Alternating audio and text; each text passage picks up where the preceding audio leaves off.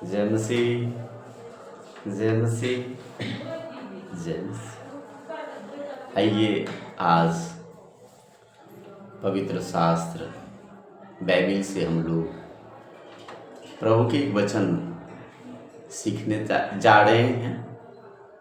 चलिए आगे चलते हैं और प्रभु के इस वचन को मनन करते हैं।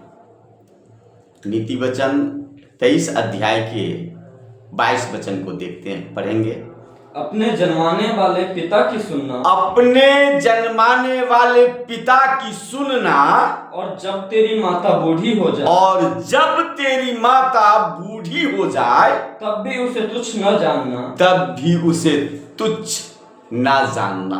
सच्चाई को मोल लेना, सच्चाई को मोल लेना, बेचना नहीं, बेचना नहीं, और बुद्धि और शिक्षा और समझ को भी, बुद्धि, शिक्षा और समझ को भी मोल लेना। तेरे कारण तेरे माता पिता तेरे कारण तेरे माता पिता आनंदित होंगे, और तेरी जननी मगन होगी। और तेरी जननी मगन होगी। Hallelujah, hallelujah, hallelujah. अपने जन्माने वालों की सुनना, और जब तेरी माता बूढ़ी हो जाए तो उसे भी तुच्छ न जानना। भाइयों बहनों,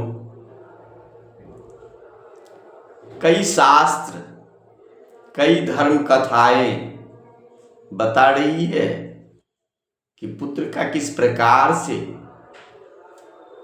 व्यवहार होनी चाहिए, किस प्रकार की कार्यशैली उनकी रहनी चाहिए, जिसको पवित्र शास्त्र बाइबिल में भी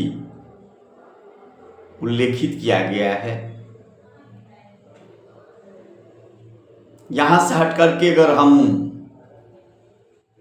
रामायण की चर्चा करते हैं तो उस धर्म ग्रंथ में भी श्रवण कुमार की एक लेखनी आ जाती है।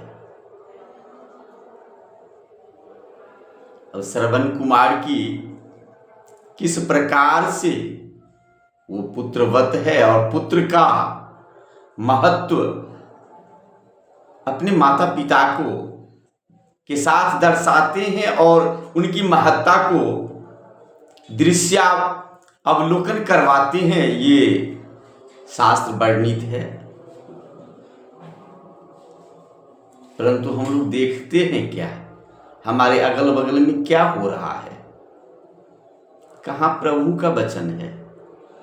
सुनने में, श्रवण करने में हम लोग अग्रसर तो रहते हैं प्रभु के एक एक वचनों के मुताबिक चलने का प्रयत्न करते हैं, फिर भी चल नहीं पाते हैं। क्यों? ऐसा क्यों होता है? किस मोहजाल में हम लोग फंसे हुए हैं? क्या लेकर के आप आए हैं और क्या लेकर के आपको जाना पड़ेगा? आज बहुत से ऐसी अनाथालय जाएंगे जहां जगह नहीं मिलेगी। सत्य सी है, परंतु कर भी है। उस अनाथालय में भी तो किसी के माता और किसी के पिता होंगे जो वहां बसर कर रहे हैं। अपने बुढ़ापे का 2 पल का चैन वहां ले रहे हैं, जिंदगी वहां काट रहे हैं। हाय होनी चाहिए वैसे पुत्रों के ऊपर। 23 वचन पर अगर नजर देते हैं तो 23 वचन स्पष्ट रूप से बताती है कि शिक्षा, समझ और बुद्धि को मोल लेना। यहां पर भाइयों बहनों स्पष्ट सा झलक में आ रहा है कि किसी वस्तु को यदि हम लोग मोल लेते हैं तो उसकी महत्ता को, उसके महत्व के परख को जानते हैं।